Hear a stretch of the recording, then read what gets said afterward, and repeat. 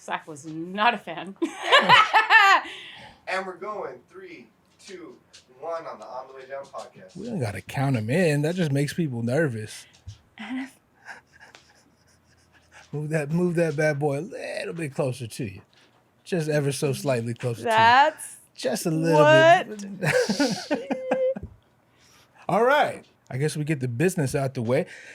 Just for the YouTube people, thank you for watching. Please subscribe, do all the internet shit. You know how it works. I don't have to explain it. I appreciate you doing it. Patreon.com/OTWD if you'd like to support. And no, I'd appreciate that as well. Last but not least, OTWD podcast on Instagram. That's all the business I want to get to. I have someone on the show that I've wanted to get on for, what would you say, 2 years? About? I have canceled a couple times. I think, to be fair, I've canceled a couple times. But fuck all that. Fuck the past. We're here now. My friend Leilani Wolfgramm is officially on OTWD. Thank you. I'm very happy to be here. I'm very happy that you're here and also that you're happy to be here. You know, I found out today that it's a full Libra moon, April 5th, which was tonight at 12. Okay. And it's like time for new beginnings. You know? Okay. Yeah, you're into all that shit. I really am. And I'm a Libra sun. Okay. I remember you breaking this down to me in your... Oh, sorry. Real quick. Yo, can we kill that AC? Oh, Jesus. It's all good. It's all good. Just before we go any further. It might not even pick it up, but I'd hate to be wrong about it. I remember you... I think one of the first couple times I came to your house, we got... I did your natal chart. Yeah, you did. Oh, I did it. It was like in an app or something. Yeah. Can't fully remember you. I think you're a Sagittarius. I am. Okay. I am. I absolutely am. But then I thought I was smart for just knowing that. And then you're like, yeah, you're a Sag, but then your rising is this, your... Yeah, like, and that's actually more important than your sun. That's what you said. Yeah. Okay. Because your rising is your personality, like what you present to strangers and to the world, how the strangers see you. I think also if you go deeper into it, it's kind of like what you came here to learn. Here being here, like to the earth. Yeah.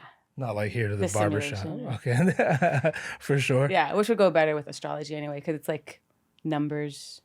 Sure. Coding. I feel like every time I get a breakdown of this, I'm so fucked up that there's no hope of me retaining any of the information. I know, and I was really fucked up when I did yours, so I didn't know if it was Sagittarius or not. I can't tell you any of the other things. Yeah, right. I'm impressed you retain that much, though. Yeah, for sure. What's going on? Before we go any further, I want to point out to you... being a delinquent. She's being a delinquent. I want to point out to you that I have a white Adidas hat again. Do you know why I'm mentioning this? No? Can't say I do, because if you recall, I once was the proud owner of a white Adidas hat, much like this one. That was fucked up. And somebody asked if they could wear my hat on stage. I took it to wear. On stage, correct. And I didn't get it back to you because of reason of somebody. You gave it to somebody in the audience. It was a good story because I'm sitting there and I'm taking pictures of you and you're wearing my hat. I remember that hat now. It looked just like this one. That was a good hat, Zach. No, I'm just giving you shit. I'm giving you shit. It was funny because I saw you wearing it. I was like, hold it. That's why I stopped drinking. That's why. For the most part, I stopped drinking. I didn't have the heart to. So basically, this dude in the audience was so stoked to watch you. You should have said no, bitch. He gave you his hat, and you gave him your hat, but it wasn't your hat. It was my hat, and I was gonna. It was not my hat to give. I wanted to be like, my man, that's actually my hat, but he was so stoked to have your hat that I was like, all right, fuck it, I'll get a new hat. And I have no recollection of it because I was blacked out drunk. He might watch this, so my man, enjoy the hat. That was my hat. Oh, Zach, how do you feel about that? Zach, I am so sorry. No, don't be sorry. I'm not looking for an apology. No, you know what? Tell me. It's hard to find a hat that's like a good fitting hat. That's like your. Now I remember that was your hat. It's okay. I'm not saying this to make you feel bad. It's the only reason I wore this hat. Well, why else did you say that? Dude, I'm very, very sorry. No, don't be sorry. I'm not looking for an apology. Coincidentally, the guy who took it looked exactly like Vaya. I know you don't remember this, but he looked like Vaya. He had like long, flowy, gorgeous hair. I don't remember doing it. And I'm not asking a dude like Vaya for my hat back. But you know what? It's one of those blackouts that like once you start telling me, I start getting a little bit more clarity. For sure. That was in Maui, yeah? That was our last the Maui show. Yeah. Great show. I had fun. Yeah. Sorry about the hat. Don't be. If you apologize one more time. Oh yeah, Holly Jolly's in the house. I don't know if she's in frame, but I'm sure she'll make her way to the frame. Just probably her little ass. Yeah. So we've had a lot of good conversations over. They're gonna hear that? No, Sorry, it's fine. I'm hitting it. Don't worry about it. Fuck them. It's a free podcast. They can't complain, you know. We've had a lot of good conversations over the years, but the thing about our conversations is we're usually pretty far from being sober. And soundtrack to my life. Yeah, I bring this up because I might bring up a lot of things that we've already talked about, and that's okay with you, right? Yeah. Good. The good thing about when you have a lot of like heart to hearts when you're fucked up. Yeah.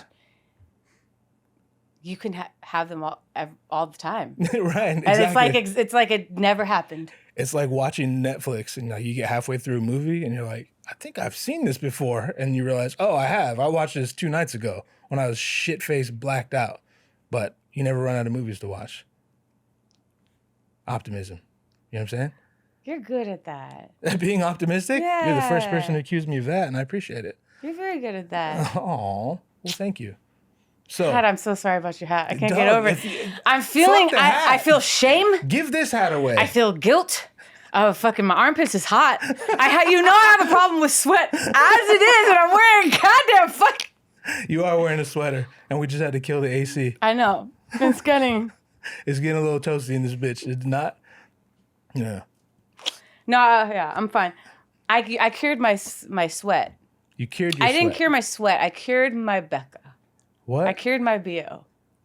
What was the first word you used to describe I've been that on a journey, a BO journey. And you know this shit, Zach. Do I? Yes. Okay. God. Explain. Elaborate. All right.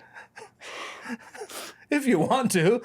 Well, you got a microbiome, and some of them's good. Some of them bacteria is bad. I've heard, yeah. And sometimes when you have stress sweat, they get bad bacteria. Is that the smelly sweat? And that's the smelly sweat. And I have been on a fucking BO journey for a minute, dude. What's a minute? Couple months? Your lifetime? Go somewhere further. in between? Go further. I remember when this happened, and I actually just recently realized from TikTok that it was from my microbiome, from being fucked up from laser hair removal. I got laser hair removal, and that I guess fucks up your biome of your underarms. But I for the longest time, I would be in the shower scrubbing and scrubbing. Yeah. People Chris Pratt, I wiped and wiped and wiped. And I do. I would scrub and scrub and scrub, and it's just there in the shower. And it's all due to laser hair removal. But I have got it under control. I figured it out. Yeah. For a long time, I was using just body wash. Okay. Sorry. Don't be sorry. Do it again. There's gonna be more. For a long time, I was using body wash. But when I was little, we just had bar soap, Dial soap. Yeah. And I was fine. Everything was fine. And then I did body wash. And then you got fancy. I didn't realize, but did you know body wash isn't soap? It's not antibacterial. Oh, okay. And I didn't know that. I don't know how I would have known that, but now I know that. I still use soap. I went bar back. Soap. You do? Hell yeah. I only use bar soap now. Okay. I use Dial, the gold Dial soap that surgeons use when they're before surgery. And it's if it's good enough for them, they're scrubbing it. That's what I do. Do you find and I dries scrub your like skin they out? do. Oh yeah. Yeah, right. Okay. But I put so much lotion. There you go. On. Yeah. I don't give a fuck about my skin. I'm personally. slippery. It's slippery. Yeah. Yeah, I'm not worried about that because if you ever have a BO problem, you're not worried about something being dry. 100. You're not worried about that shit. Yeah. It fucking hot. It's one of the worst things in the world. Smelling. Yeah. Absolutely. It's people carry mints and gum on them all the time because they're always afraid their breath is gonna stink. It's the same with BO. If you have BO, for sure, If your breath stinks, you could smell that one-on-one. If you have BO, it goes. Yeah, it travels. No, for sure. If from here, if I was like this, you'd be like, yeah. You know? I feel like you could smell your armpits quicker than you can smell your own breath for some reason. Am I wrong? Yeah. No. Wrong? Okay. I said yes because I agree with you. Yeah, I got you. Which is weird because your mouth is way closer to your nose than your fucking armpits are. Explain that, Ain't God. that the way it go? You know what I mean? It's always that, you know? Yeah. And for me, it's the BO thing, but I think I figured it out. Also the deodorant. Because when it started happening, I started like piling on like clinical secret deodorant, which is, clinical secret. That's just like $9. Oh, goddamn. For one? For one. Shit. But it's like, it's supposed to last you like, you could go a day. Okay. You know? What do you mean? Like you apply it once and you go all and day? you could go a day. I got like you could go a whole for maybe 48 hours. Like it's supposed to be that strong. Well, then that's worth the money then. No. Not for your boy. Yeah, her boy. I was reapplying. Yeah. I was reapplying clinical strength secret. God $9. Yeah, and that's what I was like, I have a problem. There's an issue here. But you've since figured it out. It took me a long time. Yeah, I was trying everything. I was like doing the lemon under it. And then I realized, okay, I have to stop with deodorants because that was also a part of it. Sure, yeah. That was what was fucking me up. There's like metal and all kind of shit in there. Mercury. I don't know all the words, but I hear shit. You know a lot of the words, but they're not the right ones. Oh, well. I know there's words involved. You know what I mean? Yeah. And they mean something. I figured it out though. And the deodorant that I use, I can't tell you the name of it. Okay.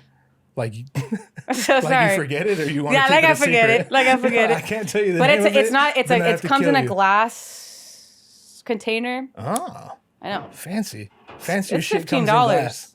And it's like a paste. Oh. Little activated charcoal. Yeah. Skidamarinka-dink.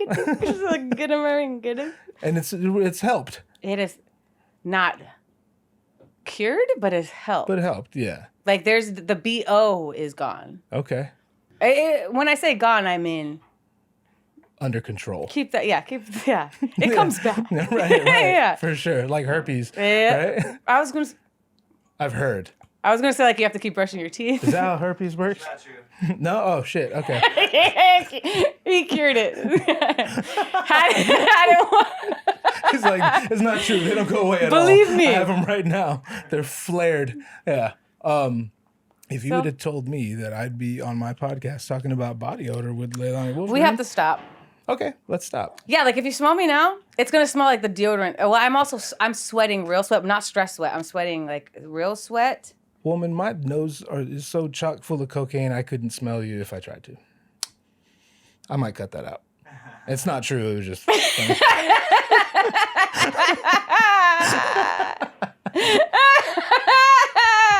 I got her laughing. God damn it. So real quick, if you're hearing a bunch of commotion, that's because we're next to a Mexican restaurant. The fact that they're Mexican has nothing to do with that, but they are a Mexican restaurant. They are. But they are. I mean, it is. It is that. There's more aggressive, generally. Yeah, that's how they make the taco. Yeah, that's why it tastes so good. Just rage, anger and rage. So I first heard your name maybe 6 years ago, strangely enough, in a tweet by a rapper who was pretty poppin' back in the day. His name is Wax. And he said, I think he was just plugging your video for you. He's like, my homegirl, Leilani Wolfgramm, has a new video, this and that. And I seen your name, and it obviously sparked, because my grandma's name is Leilani. If my son happened to be a daughter, she was gonna be. And there's still time considering how the world's going. Trans joke. And he is very sensitive. He's very sensitive. Take that out. No, we're leaving that in. I roast this motherfucker all the time on this shit. He was gonna be Leilani. So anyway, that was enough for me to click it. And then I became a fucking fan pretty quickly because I heard the songs and I was sitting there going down the rabbit hole thinking who is this chick, whatever. And then I click on another video and it's you singing in the ocean with one of my dearest friends of all time, Swells. And so that fucked my mind right up. And so I hit up Swells and we would talk or whatever. Once and for all, how do you guys know each other? I know we've been over this, but where did you meet each other? Yep. You have no idea. That is a good question. Those are the good friends, though. You can't really put good friend, great friend. You know love the guy, great guy. Yeah. No. We met at a show. Okay. I met him before you. He played with Common Kings, right? No. He played for me. That's when I met him. He played. Oh fuck. Do you know the Alpine? No. What is Village? That? Is that a venue? It's in give or take. It's a restaurant. They got speakers and it's like a there. German town in like Carson. Okay. Just closed now. It is? It's closed. Okay. Rest in peace. But you met him there. He was playing keys for me. Okay. And you just knew him? I didn't know him at all. It was set up. Oh, I got you. Yeah, that was the first time I ever met him. But it was a while after that when I really met Swells. You know what I mean? Like I do. Sometimes when you're going through musicians and stuff, like if it's just like a couple rehearsals and they play a show, like you're not really. He was a hired gun, essentially. More like a hired, him, right? a hired gun. Like, and then it was and also a one-off. Because a hired gun can be there still. You're like can have a long time with them, but it was like a one-off. It wasn't a tour. It was like one show. I got you. So even though that was the first time we met, I don't really count that because to be honest with you, I don't even remember that was Swells until he told me and I saw the picture. Because the Swells I met that I know was not that Swells. Yeah. Yeah. That's strange that you bring that up. Do you know how me and Swells know each other? You guys grew up together. We did, but our parents were friends before we were born. And just real quickly, we were born and again, our parents were friends. And then my parents moved up north to Sacramento. They got divorced when I was like 11 and we moved back down here with my mom. I went to school. I met Swells and I was in the class of his younger brother.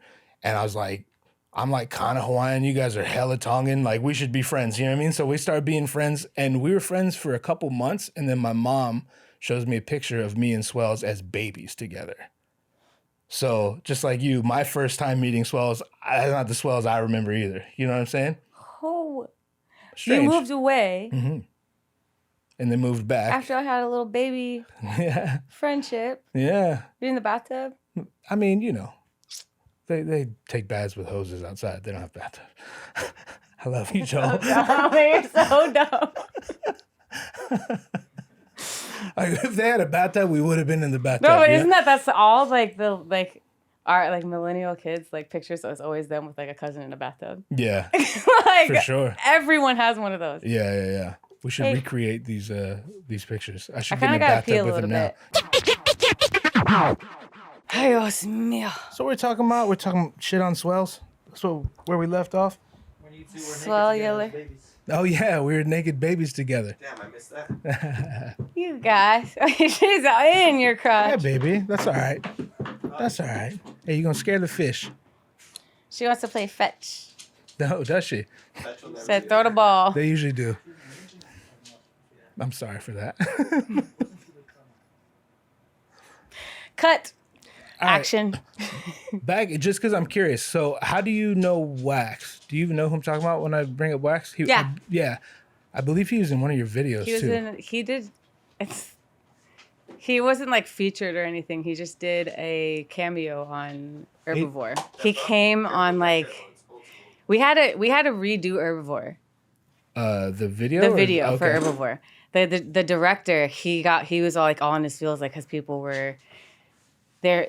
There's people around that had different ideas. Mm-hmm. You know, there were that were maybe paying for the video and stuff like that. Oh, just wasn't me. I was not paying for that video. They're just funding it. But there's people around that had different ideas, and the director, I don't know, he just felt some type of way, and Wax was there. He did his cameo on that day. Yeah. Oh fuck! I want to even say because he was riding on his bike in Venice. Like I feel like that was his cameo of the video. Yeah. It's crazy because he didn't feature. I would have loved for him to feature on it. Right. But like anything at that, I was just happy that he wanted to even just be included. For sure. But that, I think it was when he even saw it. The director on the Venice beach during filming. Yeah.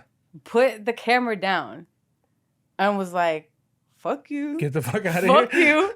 Fuck you. Oh, damn. You're cool. I'm going home. Yeah.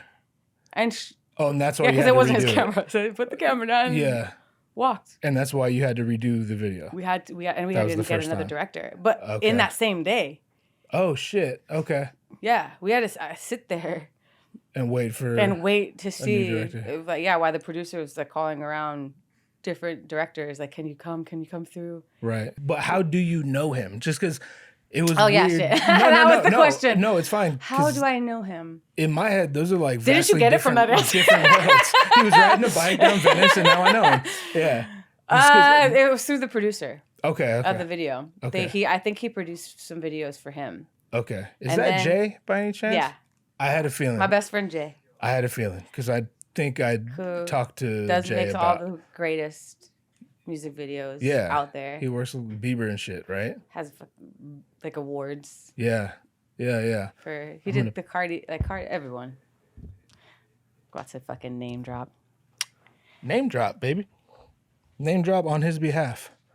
No, you don't have to. I'm just kidding. So that's how you know Wax. That's how I know him. And did you know that I actually did a song with him that has never come out? I didn't know that. Yeah. Again, if I knew it, gone. I'm glad it's not, because I did a bad job. It wasn't good.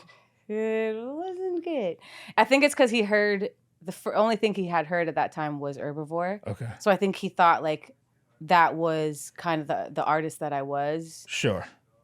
That's because, that's what you have to pull from, yeah. Right. Absolutely. Is there something important for you to do? Is there I'm sorry. I should have explained some important text you have to take right now in the middle of an area? I have to set the timer so I don't. Oh, for my shots? No, not just for your shots. That shit stops recording after 29 minutes. And if I don't set the timer, we'll go and it won't get anything. Oh. Yeah. This is the shit I have to deal with. You know what I mean? That's smart to have on. For sure. Okay, that makes more sense how you know Wax. Yeah, but because he heard Herbivore was what he heard, he was like, oh, okay, so, and then he had a song and he was like, oh, I'll come and feature on the song, and it was like, kind of, it's like a weed. He was basing it off of he was Herbivore. basing it off of that. And I was like, I didn't want him to know, like, that's kind of a one-hit wonder kind of a deal, like. You don't necessarily care for that song, do you? It's a vibe. Yes. But like, I mean, how could anybody say they like really, like, you know what I mean? Like I would question somebody a lot, like where they're going through in their life, if like that's the song that defines their life, if it means, if Herbivore means so much to you, it should just be feel good. It's a vibe. It feels good. It's fun. Yeah. It shouldn't mean so much to anyone. You know? I feel that. Yeah. The only thing that it means so much to me is like how grateful I am. Mm-hmm. That it gave me a platform. Right. That's the gratitude I have for that. I have so much gratitude for that. But like, be real about the song itself. Sure. It's fun. It's feel good. That's what it is. It's not supposed to. That's a good, positive, constructive way to look at it, though, because I know we've talked about it. Like when you play shows, you're not necessarily stoked to play that song from an artistic perspective, but people more than likely want to hear it. For sure. And rather than in certain places I am. Yeah. Like where it broke in Hawaii, like I'll play that song 100 times if you guys want me to. Because that's it. I have so much just gratitude and just like respect, and I'm just so gracious for what Hawaii has done to break me. That song gave me a platform. So it changed your life. Yeah. So yeah, I'm gonna be a little bit more if I'm doing opening for someone or I'm on a festival somewhere where people don't know who the fuck I am. Mm-hmm. Yeah, I'm gonna be more reluctant to want to do Herbivore. That makes sense. But in Hawaii, you guys want to hear Herbivore? I'll do the whole set Herbivore if you want to. Like, that's like where my mentality is. Yeah, for that's that. your relationship with the song. Yeah, I got you. because I just feel like it's more deserving. Mm-hmm. You know, like. Yeah, that's a good way to put it. Yeah. For sure. Do you have a favorite song of yours? Like if that's a good way to ask. Do you have a favorite song of yours? Well, I think the better way to ask that is if someone was like, "Oh, you're a musician? Cool, send me a song." What would be the song? Ignore like the fact that it's based on who that person is, what kind of person they are. But like, say it's the perfect kind of person, you're stoked to show them your music. What song do you go to? I can only pick one. Yes, God damn it. No, you could pick several, but I'd like one. You can do whatever you want to do. What's yours? Tell me yours first. Of and yours? I'll tell you mine. No, of yours. I'm interviewing you. Maybe. Shut the fuck up. Fuck. Drew's here, by the way. They all know Drew. I'd probably send them either Don't Drop the Hope, which acts mixed for me, or... That song is so good. Thank you. All your songs are so good, it's hard to pick. I know. I'd probably send them that one. Like, I have newer songs that I kind of dabble in singing a little more, and I like those, but I'm not secure enough in them to, like, let that be the face of me.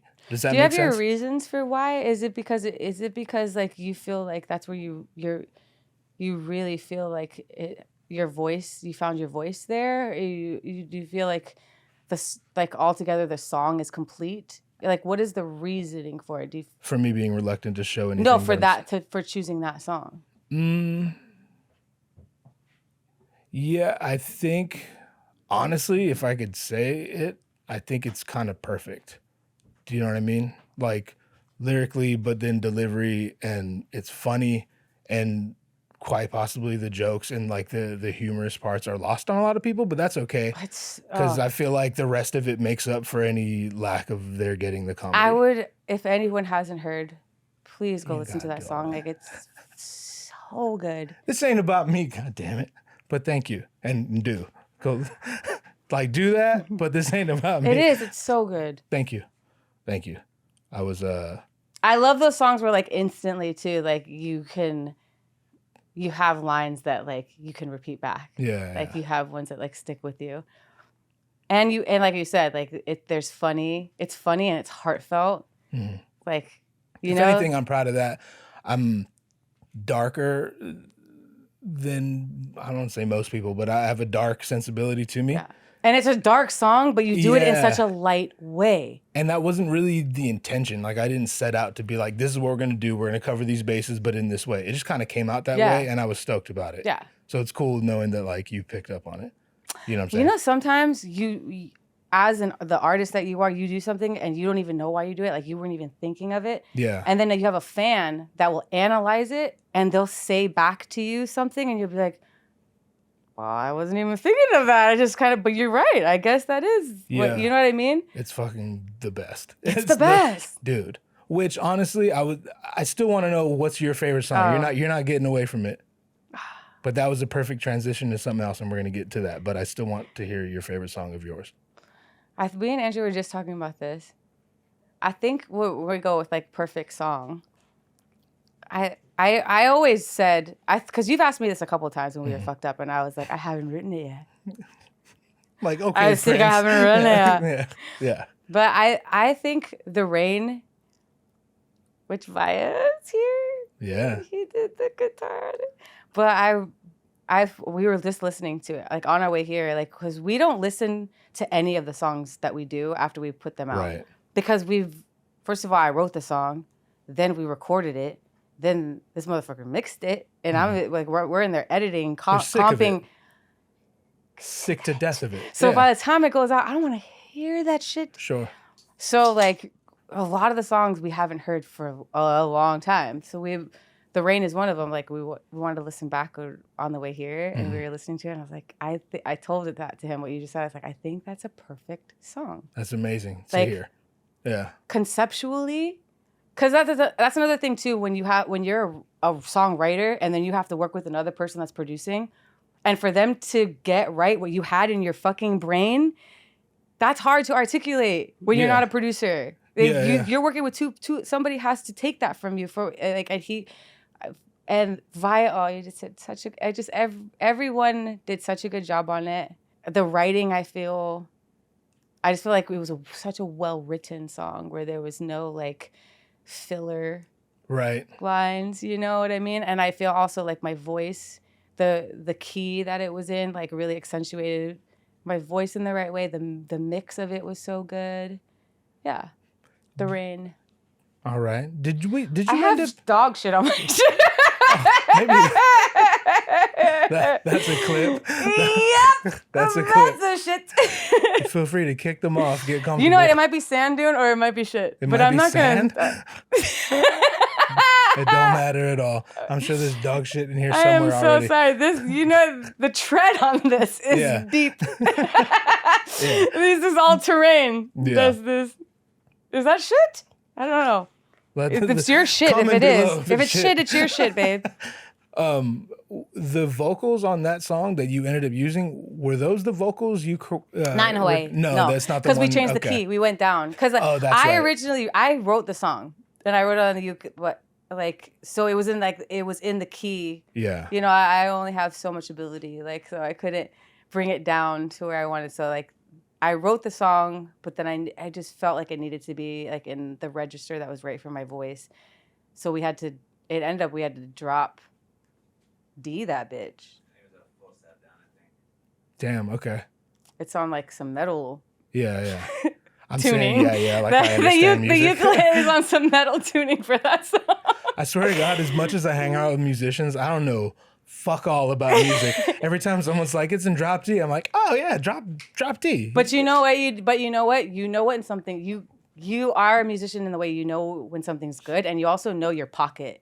Yeah. So well. That's a recent thing, but but thank you for that. Yeah. You're welcome. Yeah. Still don't know what drop D means, but it's it way matter. better to know your pocket and to know yourself than to know the lingo and the jargon and shit for like sure. that. Yeah. Well, okay. Yeah. So the rain, I would say. All right. But again, I don't know if it's my favorite song, but I think it's the most well-written song. Okay. I'll accept that as an answer. And it all together with when it comes to production as well. Because I really like the way that I've written some songs, but I didn't like the way they came out in the end. Like the execution of them, the production, the mix, the I was like, they didn't, you know. Mm-hmm. It's really hard for me to articulate. I think it's hard for anybody that's not producing their self to articulate. Like when I have this, what I want to hear in my head. Yeah. And I'm trying to telephone it to a producer who's amazing, but you're not me. You can't be in my head. Yeah. So it's like, I think those are the best marriages, is like partnerships, like finding those producers, those people that like hear your head. It's almost incredible that it ever works at all, if you think of it that way. You know what I'm saying? Yes. Yeah. That's like a lot to ask of everyone involved. You know what I mean? And the handful of times it actually does work, it's like, you got to be grateful for that. You know, that's cool. Yeah. We were talking about, you said it's cool when people quote your lyrics. So the first time I met you, Swells was playing in Long Beach or something. Yeah, he was playing. Was it some Italian ass fucking Di Piazza's. Di Piazza's, yeah. And I just happened to be there, and he asked me last minute to do the song we have together, and I went up and did my verse, whatever. I know you were there. I was starstruck. Well, I was aware of you. Obviously, I knew a lot of your songs and everything, but I hadn't met you yet. And then he said, my friend Leilani Wolfgramm's in the crowd. And I was like, oh, word. And then I think Axe came up to me and we were talking, and I didn't know that you guys were like showed up together. You know what I mean? And afterward, Swells came by and you were with him. And the first thing you said to me, you looked at me and you quoted my lyrics to me. And that's like the best fucking compliment anyone could ever give to me. You know what I'm saying? I agree. Right. Exactly. So it's cool. That's why I did it, because I wanted you, as a songwriter to another like lyricist, I wanted you to know I hear you. And that shit, there's not one thing anybody could. Because you know, like better. After a show, and people mean it, but like it could be like, a throwaway, like, oh, you did so good tonight. You were great tonight. Right. It's like, well, how was I great? The narcissist in you is like, 100%. but how was I? Yeah. What did I say? What did I do that was so good? What specifically? Yeah. What specifically? Yeah. So that's why I specifically fucking say what I fucking liked about it. Just because I just knew as somebody that writes lyrics and writes songs that you would get it on that. I'm glad you picked up on that. Oh, man. I just knew that would be the ultimate compliment because it is. Yeah, absolutely. And I remember saying, we need to do a song immediately. Come to my studio immediately. I was when I came for Swells because Swells is amazing. And I'm a hermit and I don't really come out. And it was during COVID too. So it was like, huh? Yes, Yeah, it was one of the first times I had even ever been out. And I did it for Swells to, we love him. That's our boy. I had no idea you were gonna come up, but like that's what kind of I really was blown away because I already knew I was gonna Swells. I've seen him play. Like I already knew how amazing he is, but like I didn't know the scrub was gonna come up on here with some Adidas hat. And now, congratulations! And look at us now to the new proud owner of that Adidas hat. Yeah, dude. Fuck, I'm so sorry. I'm kidding. I'm fucking. This is gonna be the reoccurring thing. This is my shame. Yeah, this is our thing. That's how I knew. This is my shame. That's how, because we were talking about this earlier. Like the first time I went on the road with you, you asked me to like do media, and I'm kind of a shy dude by nature. Like, don't let the podcast and rapping all that shit fool you. Like I'm an introvert, but I force myself to be extroverted to an extent. You know what I mean? I think we talked about it. It's like when the cameras go on, it allows you to be the person that it's already in there. It's not permission fake. to. It's not that you're putting on a character. No. It's this person that you are, but you don't give yourself permission to be that part of you. So that part of you that lives in there is screaming for it. So then you give outlets for that part of you that's screaming for it. Otherwise, that part of you that's screaming for it is going to do some weird shit to punish you. 100%. That's just how I look at it. Balance too. You know what I mean? If you do this too much, like you get a little gassed up, and then you try to be this guy in regular life, and like, oh, I don't know how to navigate this. Trying to build a balance. Trying to build a balance. Atmosphere just always. Just always go. It's our blueprint. It really is. Yeah. It really is. How are you? How would you grade yourself at taking compliments? Heartfelt compliments. Ooh, I think it's bullshit. Just off top. I think you're full of shit. Okay. I don't know if it's a Polynesian thing or if it's just my family thing, but I think it's a Polynesian thing. We don't express our emotions the right way. Like growing up, I never said how I felt. I also have 4 brothers too, so that didn't help. But like, you roast each other.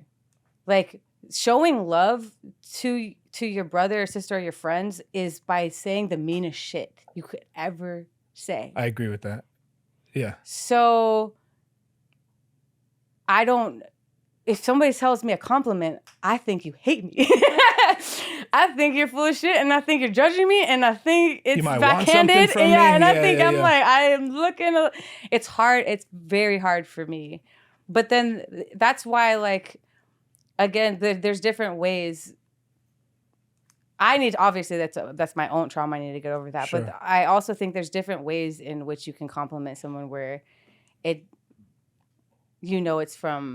it's real. Like, again, like when such as quoting your lyrics. Yeah. Because it's not generic. Like, you really heard them. Yeah. You know? Mm-hmm. It's a way to say I see you. For 100%. Real. It's kind of the only way. It's kind of the only way. Not to like discount anyone else who like is complimenting to the best of their abilities, but like. And I've been on like tours where we like fucked up so bad. Yeah. I mean, to the point like we're playing the tracks and like drummer had to. He goes off. He has to restart. Yeah. I didn't even say pull up. Like, drummer just decided, bad, like that kind. And then we get off and the bands are like, killed it. Great job. You know what I mean? And it wasn't a great job. Yeah, and it's like, it's hard for me to take compliments because of what I already said. And then that, like, there's some people that are just being nice. There's some shit it's not, they don't actually mean it. It's just not true. Sure. Yeah. And then I think there's a little bit of being hard on your own self. I think that's a big part of it. Yeah. At least half of it. I Yeah. think. Yeah. Which I honestly, I'm glad I'm hard on myself at times. If you're not hard on yourself, you're not good.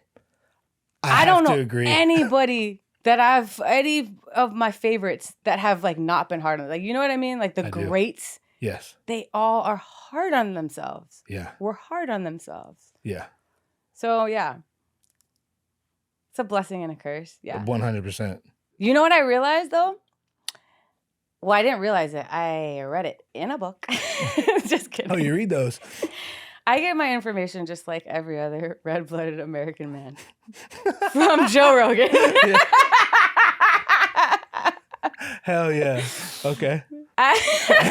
and on to the thing you realized. What were we talking about? What did I realize? We're talking about taking compliments. We were talking about taking compliments? I think so. Or like breaking each other's balls if you really love each other. Oh yeah, I was talking about the first time I went on the road with you, I was like kind of timid and I played the background a lot. That's just how I do. When I'm getting used to people, I'm getting comfortable with people. I got a little like thing in me, like that imposter syndrome's real with me. You know what I'm saying? Like I have been witness to that. I mean, to the point, like I'm blessed and people who listen to my shit, I'm grateful for them. But they know like the heights to which I've somehow fucking managed to go, like with photography or whatever. I swear like 30 times I'm sitting there with like the biggest names you could fucking be around and they keep calling me. And for some reason I'm like, dude, any minute now they're going to realize I'm not who they think I am. And they're just gonna be like, yo, get the fuck off their premises immediately. You know what I mean? Mm-hmm. So when I was on the road with you, like there was a little bit of that, you know, I had swells with me. So I'm at least like, that's my man, you know, but I bring all this up because by the time I went on the road with you a second time, we were already like cool that we're like breaking each other's balls. And like in my head, that's when you know, oh, we friends and shit. And I love it. We're so trashed that it wasn't even a joke. You were just being mean to me. See what I mean? But I think I'm being loving because of my upbringing. But it was funny. You literally just got real close to my face and you slapped me on the leg. You're like, you look like you fucking skipped leg day. And I said, because I'm not the slowest motherfucker in the group, I said, that's because I do skip leg day. You look like you skip every meal with your skin and bones ass. And we had us a good laugh. That's true. And now we're friends. You know what I realized? I realized that perfectionists, you know, you have to put out stuff. You have to put out things that are messy. You have to be comfortable because nothing's ever going to be perfect, right? Right. That's the whole point of it. Like if for me, like I almost hate everything that I do because I'm like, it's not perfect. Like, and you know this from things that we have done together that it will never come out. That you wasted your time No, on. I'm so sorry. Fun, but no. But yeah, I'm that kind of perfectionist where I'm like, it will not go out. Like, Yeah. and if it was up to me, a lot of my songs won't go out. And I don't love everything that I do. I actually kind of hate it. It never feels ready. Mm-hmm. But it's like, you have to be okay with just putting out messy art. Mm-hmm. And you have to be okay with it because that's the only way that you learn. The only way, and you can know by experience. Like, I know that like me and Andrew like have gotten better every song that we've done. Yeah. If you go from the first one to now, like, because we just put it out messy, to like be okay with messy art, like just put it out, Right. and be like, you have to be okay with it because it's the only way that you can get better. Sure. Literally, the only way you can get better and you can grow and you can learn is by putting it out. Mm-hmm. You know, like, so it's like this, it's this thing that's helped me a lot. This to like keep in my head, like, it's never going to be ready. Put it out and you'll get better. You'll get better next time. Yeah. And it does work. Like I get better next time. Yeah. And I don't think I would have if I wouldn't have put the stuff that I put out. Yeah, and that's a weird thing. I mean, it's an interesting thing. Like, you could have just made the song that you consider imperfect and then just kept it on a hard drive and moved on. Which I have. Of course. Yeah, but there's something definitive about actually putting it out and knowing people can hear it that actually forces you to grow, because it's either that or fucking kill yourself. Bro, and it's also, whoa. Yeah. Yeah. Right? I mean, I'm talking about me, not you. I'm going to put that evil on you. No, I'm just saying it's also like, if you just think about it this way, if you want to do something, even if you have like, even if you're Tiger Woods in this bitch, that motherfucker wasn't winning tournaments the first time he played golf, but he had a potential. You had to go out there and you had to put the time in, right? And for musicians, for people, like, putting the time in, you have to just equate that to the songs you put out. Yeah, there's a little sticky note up there that has some stick on it. What does it say? I can't. That's a trick question. I can't say it in this year. Yeah. Maybe next year. Maybe, I can't say it in this year. Best April Fool's pranks. I Drew wants to have know. a niece called Kalani, Mm-hmm. and when she was just my little mini-me all growing up. So, like, I always had her with me all the time, like, on weekends and stuff. I had her one weekend that I guess happened to be, like, fall on April Fool's. And I had her call on my phone one of my friends. And I think she was, like, 3 or 4 at the time. And she was like, Leilani left a while ago, and I'm all by myself, and I'm really scared, and I don't know what to do. And I just, like, I'm on speakerphone, like, on my phone, like, as my friend is, like, freaking out. Yeah. And then also realizing that, like, my friend is like, oh, Leilani, that's a Leilani, like, thinking that it's, like, fucking fully a She's Leilani like, thing. Of course she's like, not I would there. leave my 3-year-old fucking niece alone. Yeah. I just went on for like several minutes until like we finally April Fool's her, but that was just the best. Just because my niece she was such a good actress at that age. She was just like. But in that, you also learned more about your friend. Yeah, and also about myself. I was like, wow, you believe? I was just talking to someone. They said it'd be a good prank to fake your suicide and leave a note on April Fool's, but then come back the next day. Huck. And the old Tom and Huck, exactly. And me being a narcissist, I'm like, I would totally do that, but I would hate to see how people, like, what if people didn't really care as much as you thought they were going to? Well, did they hear your song? Yeah, I mean, my whole catalog is just kind of a long suicide note. Yeah, that's what I kind of told you. I was like, If we're being I was honest. like, bro, when I heard that song, I was like, are you setting me up for something? You'd have really shitty friends if they had already heard your fucking discography and they still. Yeah, all the good ones reach out. You know what I mean? He never called me. Just kidding. Still won't. Did you know why April Fool's was meant to be? No, I don't. Hit me. Because some pope in 1582. Something or other. Yeah. Don't call me on that. A long time ago, he decided to take on the Gregorian calendar, which is in January 1st. It was April 1st, which makes so much more sense because, right, the new year, the world shouldn't be frozen when it's a new year, right? It should be like spring should be the new year. April 1st feels more like it. But it was January 1st. But there was people that just didn't get the memo, or maybe they just didn't care. So they were still celebrating January, like the new year on April 1st. So they decided they were called fools. And it got so popular that they were April Fools, and then it became a whole holiday. Like, oh, well, April Fool's Day. No shit. Yeah. I've never heard this. Look at you, come with the facts. Reddit. That's In a book. In a book. Just kidding. I Joe read Rogan. those. That makes more sense, to be honest. I can't tell you how many times we're like, yeah, there's this book, whatever. And they're like, oh, you read it? Oh, Somebody that I talked about believe it. read a book, and then I saw them Rogan interviewed the in author. a podcast. And so I've basically read the book. You know what I mean? Some credible motherfucker read it, and then they told me on TikTok. Yeah. Let me ask you some random questions. Well, first of all, I hate questions because they make me lie.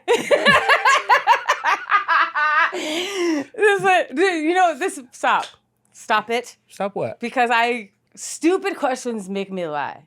I like a deep conversation. Mm-hmm. I like to talk about our traumas. Okay. There's very Scorpio rising in me. Like I want to know the nitty gritty. We could talk I don't know about your trauma. secrets, but I don't want you to know none of mine. You want to talk about trauma? But like I don't want to know. You know, it's like the Dave Chappelle Bit. where he's like he's talking about, I was fucking my old lady in the ass the other night. Oh, who you gonna vote for? Hey! I'm trying to tell you about fucking my old lady in the ass. You asking about this personal shit. I love that. Yes. That's one of my favorite bits by him. It's the best. Yeah. He's one of our fathers. 100%. 100%. Yeah. You said you want to talk about trauma. I always want to talk. I have a question, but want I to wasn't talk gonna about ask trauma it. and just bullshit. I don't want you to like. I don't want you to ask to know. I don't want a stranger to know where I'm from, or like where I work, or like where I'm. I remember one time me and Andrew were like in a hot spring with some fucking random strangers, and if I was like some stalker bitch, I knew this woman. She told us where she worked, her neighborhood. The times she worked, if I was a stalker ass bitch, I got you. That's what regular people do, man. Yeah. That's what I've noticed. Yeah. I come in contact with all these people. I'm just like making random conversation just to be polite, which is I my lie. least favorite fucking I thing lie. to do. You know? Yeah. The small talk. And Small people talk are so willing makes to, me lie. Yeah. Big talk, I like 'Cause big why talk. wouldn't you? I Yeah, don't me like too. small talk, but Yeah. big talk makes me lie. Because I feel like you ask me a stupid question, I'll give you a stupid answer. Yeah. You know? Mm-hmm. Because Well, you I'm didn't know that. curious if the question's stupid. Ask the question. See, this is different with Zach because we're friends. So Yeah. it doesn't apply to you because it's not small talk with you. Like I will talk to you about anything. Yeah. It's just with a stranger that I don't feel comfortable with. That's small talk to me. They're asking you to hairdresser shit. No, I feel you. Whoa. Low blow. Can I ask you a traumatic question? Thank God. Is it rolling? Yeah. All right. All right. That's for it. I had it written down, but I wasn't sure. It was just like some shit. Maybe we'll get to whatever. But I prepared for this a little bit, and it's weird to do research on your friend. You know what I mean? Because there's still a lot of shit I don't know about you. So, I have been to jail. so, and answer if you want to.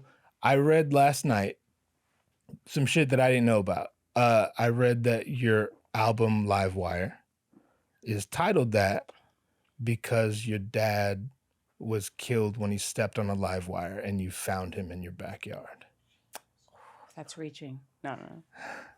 He was reaching. Ah! Whoa. See, I have healed. Yeah. And After forget, 2 years ago, I'm genuinely couldn't- curious. Yeah. Now I can make jokes to hide from my pain. You don't necessarily gotta make jokes, but like that's accurate. That's accurate. I And just I don't read know someone who wrote the that fuck about found you. that out because I haven't told Yeah, a lot of people I'll send that. you the link. Like it wasn't you saying it; someone said that about you, and I had never heard that, so I was Yes. curious.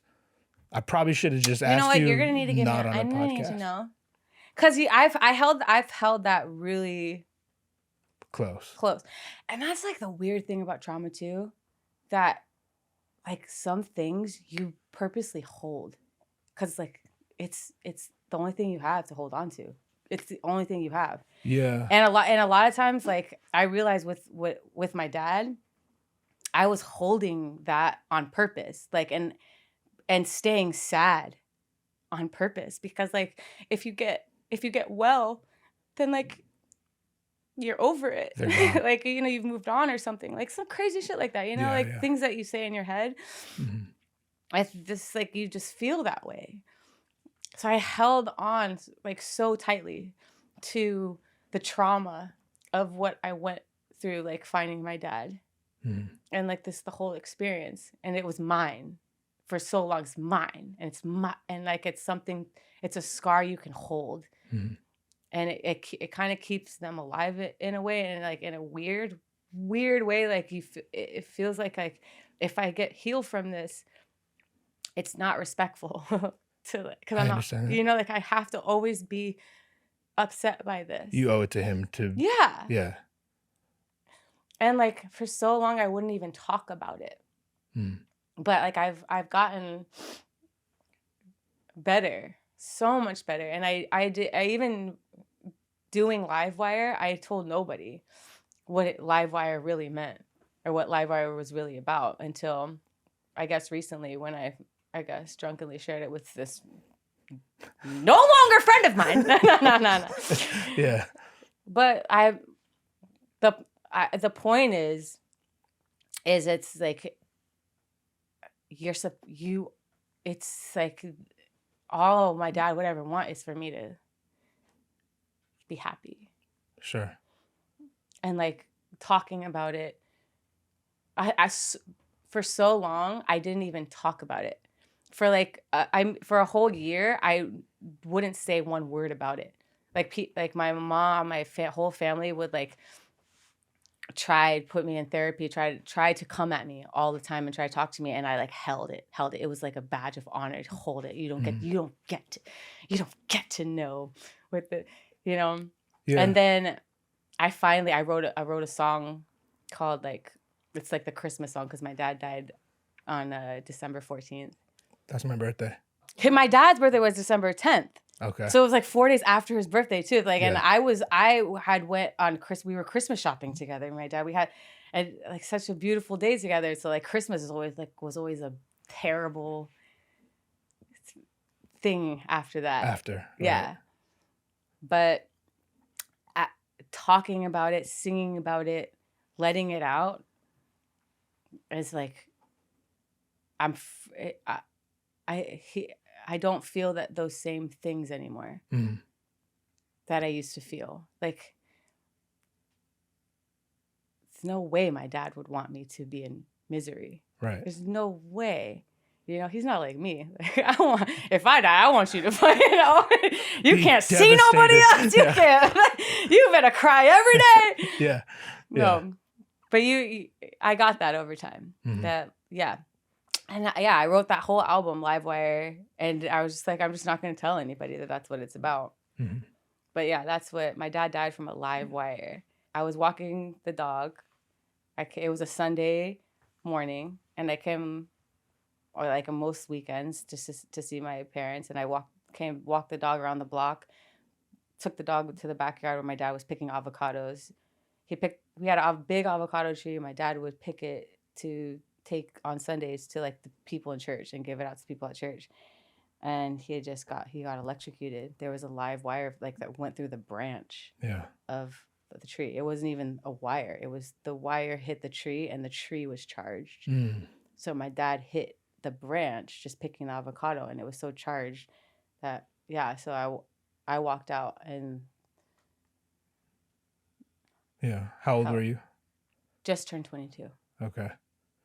And it's cool what you said. Like I don't relate. I haven't experienced that, but I can understand how not letting that go kind of gives you, it keeps it's something to hold. Yeah, exactly. It's like a badge of honor a little bit. Right. Sure. Since you've healed a bit from that, you allowing yourself to heal, does that make him any less in your heart? This is the thing. I thought it would take away my connection, right? And it would make me forget. Yeah. If I moved on from it and healed, it would, but it didn't. So like now it's in a happier way. That's beautiful. Like now I get these like moments where like I picture my dad and he's laughing and like dancing, and like it's when I'm like walking Holly on the beach or like doing like, I still am connected with him, but it's in a like sweet way. It's not in this like really heavy, traumatic, depressing way, which my dad would never like. My dad would never even have wanted it to be that way. My dad would want me to be like laughing and like full of joy. Yeah. And that's what I was probably afraid of. Yeah, you're right. Yeah. I was probably afraid that if I let go of that, I would let go of the connection, and I would forget him. Right. And he, you know what I mean? But it's not true. Like he's strong. He's with me, but it's like in my happy moments instead of my like most miserable. Sure. And that's a win-win all around, you know? Because you not only get to heal. Thanks for dying, Dad. Yeah. win, Zach. That's an astute observation. And you allowing yourself to heal. Now you get to be healed. I know you know what I mean. Right. Yeah. You know I know. Yeah, I know you know. Yeah, you. Yeah, you. I need to wipe my face because it's filled with tears. No, this is what we came for. This is what you came for. Tell that story about when that white chick at the airport. Oh, good shit. Do you remember this? Yes. I think it was the first time we went to Hawaii together, and we were the last ones on the plane because we were taking shots at fucking 6:30 in the morning as we should. I hadn't slept, yeah. Yeah. Yes, I was having a fun time. And we're on the fucking, what do you call the things? The walking sidewalks. Yeah. Well, no, we're like going in the plane. The thing that goes out and like attaches to the plane. There's a name for it, but fuck it. We all know what I'm talking about. And we're in there and there's this white chick in front of us. I don't remember how the conversation started, but she was talking to Axe because you weren't trying to give her no time of your life, which I respect. And Axe being friendly and shit, he's being polite, hospitable. He's talking to her and she's like, yeah, well, I've lived in Hawaii for 3 years now. You turn around and you're like, did this bitch say Hawaii? She hard beat. I'm like, she is hard beat. She is with the hard beat. Yeah. Oh, not Hawaii. We had a good little laugh about that. Because when you know what it is, I remember we were rushing. Yeah. As we should, because we were almost late. Mm-hmm. And she was just seeing us like rushing by her, and she was like, "Oh, I don't rush. I don't worry about anything because I've lived in Hawaii for 3 years now, and I don't rush anything." I remember too. She was like, "You know what? I'm sorry. That's mean." She deserved that. But she deserved that. Yeah. Because she was telling like, I fucking a hate little it bit. here. You gotta get I hate Los Angeles. Baby girl, I love you. If you're watching this, you have to get roasted. Like that's also a part of being from Hawaii. Like you gotta get roasted a little bit because Polynesians will call you out. Like you just like, ugh. Well, I remember her talking mad shit about LA and California. Yeah, that's the main thing. She was just talking about how like, basically, she was saying she's a changed person. Yeah. But she was saying it to all of us about how she was noticing our LA rush behavior, and she was letting us know, man. Yeah. You know what, man? It's all good. Yeah. You make the plan.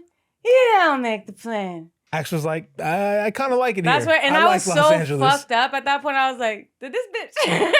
Yo, your face when you turned around, you were just bewildered. Hell no. Yeah. You want to know a really great piece of advice? Yes. Don't. Just don't. Don't. Whatever you're thinking. Don't. Whatever you want to do.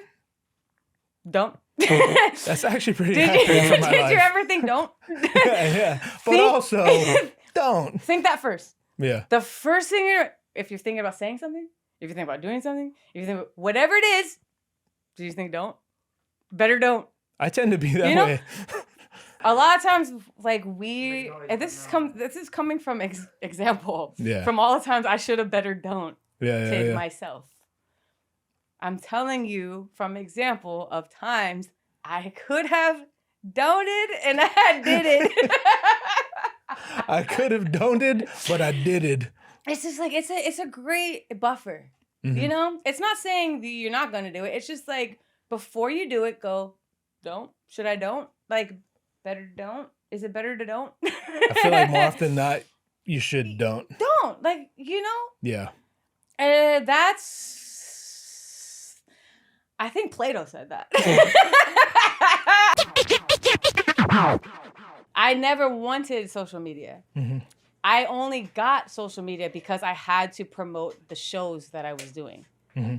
And then the one producer I was working with, he was like, put out selfies. That's what you do. Selfies every day. And so I started doing that as like I was building my platform. And if you can see me now, I don't do none of that shit because it really fucked me up.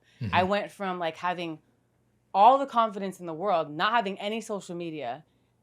I was such a confident person to having to do a selfie every day. So you're like analyzing every fucking part of your face, and you're so critical, and it becomes like hard to handle.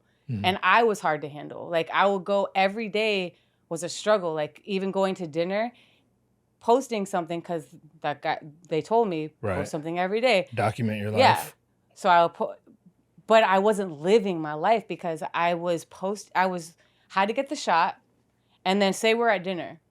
Everyone else is eating their dinner. I'm editing the fuck out of it, and I'm screwing. Yeah, you know, and I just took 900, so I gotta find. There are 900 of the same fucking picture, but like, when you're really looking at it, each one it's little matters. Yeah. And I'm not talking to anyone. I'm not in the moment. I'm not experiencing any of that shit, and like everyone around kind of hates me because if they have to be involved in the picture. But also because I'm not involved with them. Yeah. I'm just looking at editing, and then I have to post it. But that happens every day. Because again, I was told do it every day. It's obsession. So now I went from being living in the moment, living my life, being so confident to like, because I never looked at myself. I never scrutinized my fucking face like that. To like, that was an obsession. And then I could never live in the moment, ever. I've never lived in the moment. I was a bad friend. I was a bad guest. I was not fun to anyone. And I started noticing that. So then I stopped doing it. I don't do that kind of shit anymore. Yeah. Because from what you were saying, it 100% fucks your psyche up. But can I ask you a question? Did it improve your views? Did it boost your views? That's a good question. You asked it. Oh, 100%. Drew asked, with all that said, did you see an increase in followers? People ain't doing this for no reason. Sure. People aren't killing their fucking psyches for no reason. It's because it works, right? Yeah. But then you have to realize, like, what is your... Everybody's... back to my daddy, Dave Chappelle. Everybody's got a price. Yeah. Everybody talked about, like, we all have a price. Like, you have to figure out what yours is. And, like, I realize I don't give a fuck about being famous. I was going to ask you that. That's not my end goal. So, like, I can't be bought in that way. Yeah. I did it, but I realized it was hurting me, and I quickly stopped. Yeah. You know? I played the game for a little while until I realized that that's not my I can't be bought. You have your price. There's a cutoff. How long ago do you think you stopped doing that? I remember exactly when I stopped. Okay. When? I was on tour. I built a platform. I was finally touring after fucking nothing. I was gigging for years in bars and just grinding fucking like getting rides to bars where I had residencies at because I didn't have a car. Yeah. Like borrowing guitars because my guitar didn't go acoustic electric. Right. Like I was grinding, like opening up for bands that came for free, like driving out on gas I didn't have. And then Herbivore came out and I moved to LA, and like I had a platform and I had people that wanted to come to my shows, and I also had people I could go on tour finally. And I was on tour, and like all of the things you think you should be happy because it's all starting to come to fruition. Yeah, it's all lining up. But like that's when I told you about like the producer telling me do the selfies and do all that stuff, play the game, all that shit. So that was after you'd already popped with Herbivore that he suggested. Yeah. You get, okay. It was pretty much the same time. Okay. It was right on the same time. And I remember being on tour and I was playing these songs that I didn't really believe in. Like it was a I hate saying that shit. I didn't believe in them. I loved writing them, and it was a moment in time and a time in my life. But like I started realizing like, oh, this is the hamster. Like this is what it's going to be. Yeah. And I wasn't happy. Is it safe to say you just outgrew those songs? Yeah. Yeah. Which is I think like what you're supposed to do as an artist. I think a lot of artists get stuck in success. Like their artistry gets stuck. Yeah. You know, and that's what the whole thing I'm talking about is like finding your price. Like, what's your price? Like, what is it that you want? Because if it's fame and success, because my platform was growing, like if I played the game, I saw the trajectory. I saw where it was going to go. And I was so unhappy. I was on stage miserable. Yeah. I was drinking more than ever, blacked out every night. That's when I wrote Sinner. And like something in my body, I wrote Sinner blacked out after one of these shows. And I wrote it on a voice memo. I didn't remember. So when I woke up, like my phone was on my chest, and I pressed play on the voice memo, and it was like my drunken ass voice, like, "Hey God, I'm a sinner." Damn. But I was like, oh shit! I'm trying to tell myself something. Yeah. And then I got the chords down on the guitar, and like I mustered up the courage to sing it on stage, and that's when I realized this was a crossroads right here. Right there. I was like, I can keep going in this direction where I see like it's building the platform, like it's kind of going in this way. Yeah. And Sinner and was... it's successful. Sure. But you're miserable. But it's like, how do you measure success? Because if you're miserable, is it really successful? Right. And I've seen a lot of people that you would think were successful, but they're miserable. Yeah. Because success, it means different things for different people, you know? Like, that's why you have to find out your price. And I realized right then, like, if I'm not allowed to sing this song, Sinner, I don't want to do it. And if I can't sing songs like this, that, like, matter to me and make, like, how they make me feel like I've gained some sort of perspective. Like, if it doesn't matter to me and I don't feel it, it doesn't really resonate with me, like, I don't want it. You may as well just go get a job you don't care about, because that's essentially what you're doing anyway. It's the same thing, yeah. And, like, I'm doing music because, like, I'm trying to live. Yeah. Like, this is, like, life or death almost. Like, not to be dramatic, but, like, I make music. Like, I used to stick needles in my arm. Like, I make music because it makes me feel like being alive. Yeah. So if you're doing all the things and you're on stage and you're building a platform and you're on tour and you feel like dying, you gotta. Something's not working. Something's not working. Yeah. Right? Yeah. So, like, I feel like that's my price. That's where I found where I'm not willing to sell that. I'm not willing to compromise. I'm not willing to, because some people, like, and that's all, you want to have your name, everyone know your name, money, fame, there's a sacrifice there, and that's what you're willing to give up a lot of shit for that, because there's an end goal there, and kudos to you found that's what you wanted. There's nothing wrong with that. That's what you wanted, but, like, I felt it.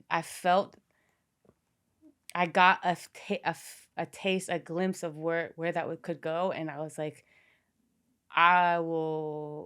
this was supposed to make me come alive, and this makes me want to kill myself. Yeah. You know? So I want to make music that makes me want to live. I'll ask you this. If that trajectory you were on, making songs you didn't care about.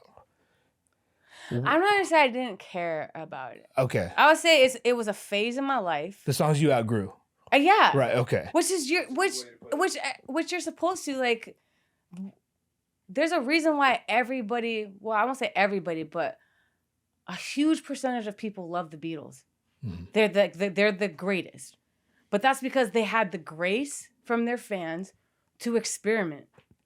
They could make an album that sounded totally different than the one that just, like, because they were growing. Right. Sure. There's a reason why you fucking love them. You let them fucking grow. And sure, they probably lost some fans along the way, along their growth, but they probably gained some and kept the way core more. ones. Yeah. That's why they're, like, arguably, for so many people, they're favorites. First, let me ask, because... He's going to edit me out. So he can, oh, you're not going to be in our... No. Oh, okay. He's good. He's fucking master with the editing. I don't know about master. Master. I'm pretty goddamn good. Going back to fame, and you and I have talked about fame. And in fact, I think the first realest question you've ever, it wasn't even a question as much as it was a statement, just having hung out with me all day and you analyzing me. We were talking about our goals and you're like, you want to be famous to me. And I was like, yeah. In the beginning of your career, you saw the trajectory. That's a hard word to say after several shots and several beers and several et ceteras. You barely said it, too. God damn, it was a struggle. You got it. You saw the trajectory of your career at the time, but you knew it wasn't where you wanted to be. Even if at the end of that was like fame and fortune and all that, right? If you knew that you could be super rich and super famous and still do the exact songs you want to do, would you want that fame? Oh. What does it make? Okay. And be rich and famous? Yeah. Rich is easy. Who don't want to be rich? Yeah. Famous is different. I like that first part. Yeah, of course. Everyone want to be rich, but like... You know what? And I said this before, and I told you about... I know your answer, but I gotta ask for them. This is a me and you thing. Mm-hmm. This was a defining moment with somebody that could have changed my whole life when they asked me. It was kind of that same thing. And feel free to talk about it, but feel free not to. And I said what I said. I was wrong.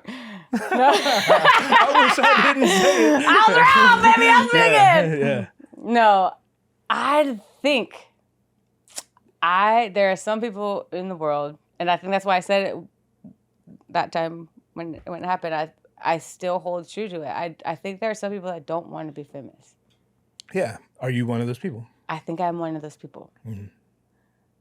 Some people don't want to be fucking famous. Yeah. Like, I don't want, and you can tell it. Like, it's beautiful and it's wonderful.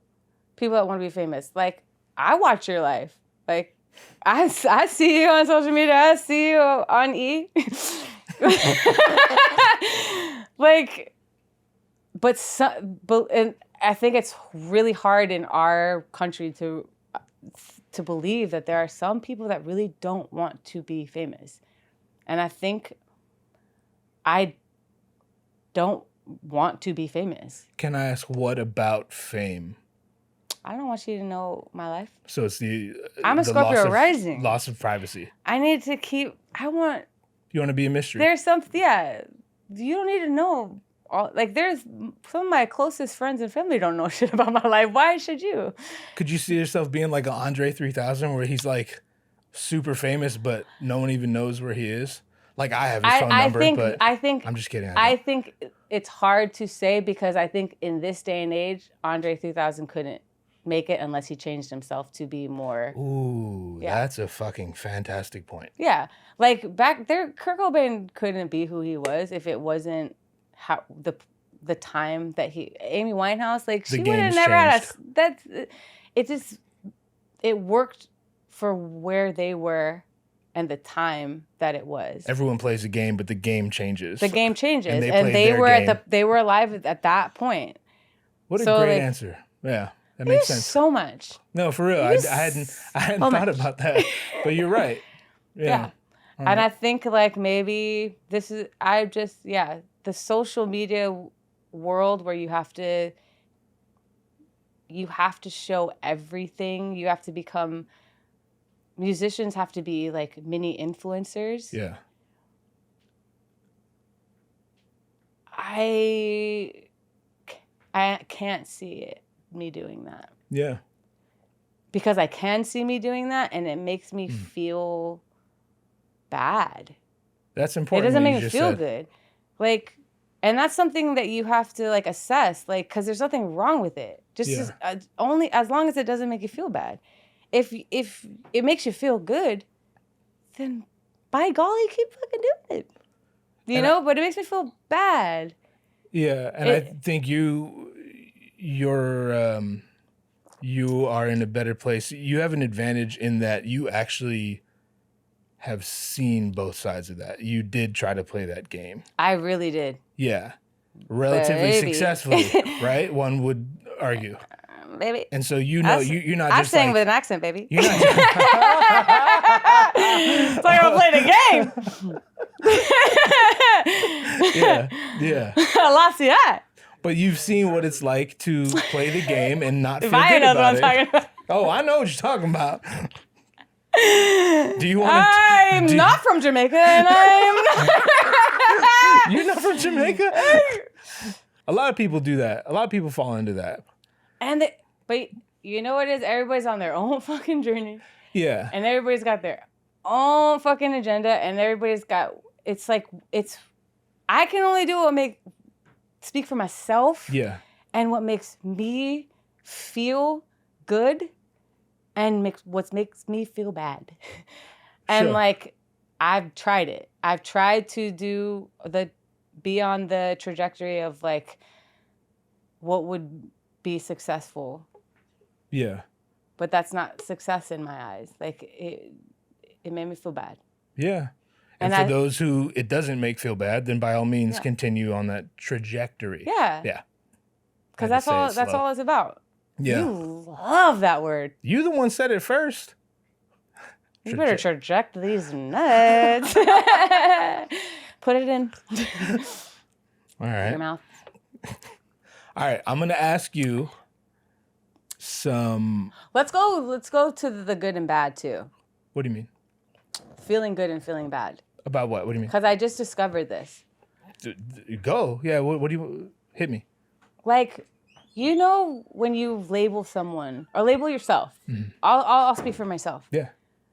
Good. I'm good. I'm bad. I'm a bad person. Like, I fucking got addicted to that and not got off on it, but like, I was so wrapped up in the label of being a good person or a bad person. And like, when you equate it to like good being righteous and bad being evil. Mm-hmm. And it's like, that can really fuck a person up. And it's only recently that I realized from reading Joe Rogan in a book. Joe Rogan. No, I was reading this book called The Voice of Knowledge. Mm-hmm. The guy that wrote The Four Agreements. Okay. And it's just like it made sense to me, like these lies that I tell myself. It's like, you're not, I think it's more gentle to say, not to say think good or bad person, like righteous or evil, but like, you know, if your son came to you and he was like, I'm not feeling good, like I have a tummy ache, or I got a headache, or I got the flu, like, you're not a bad person, you just don't feel good. Mm-hmm. Like, I just didn't feel good for a long time, but I wasn't a bad person, like I was sick. Sure. You know, not equating it to you're a good person, you're righteous, you're bad, you're evil. Why don't you think about it like, I haven't felt good. I feel bad, but I'm a good person, you know? Yeah. And in that time that you felt bad, were you equating that to you being a bad person? Yeah. Okay. And you don't realize like how much belief how much magic is in belief. Yeah. You will believe yourself into to so many crazy realities. It's like subconscious belief too. If you that's the wake real up magic. every day thinking you're a bad person, you tend to do bad shit because you're already a bad person. I think that's right. Yeah. Yeah. But when I started, I wasn't a bad person. I just didn't feel good for a long time, man. Mm-hmm. I didn't feel good. I was sick. I didn't feel good, and I was self-medicating, and I was taking the wrong medication, and like when I started feeling better, naturally, all of those things like wanting to use every day naturally went away.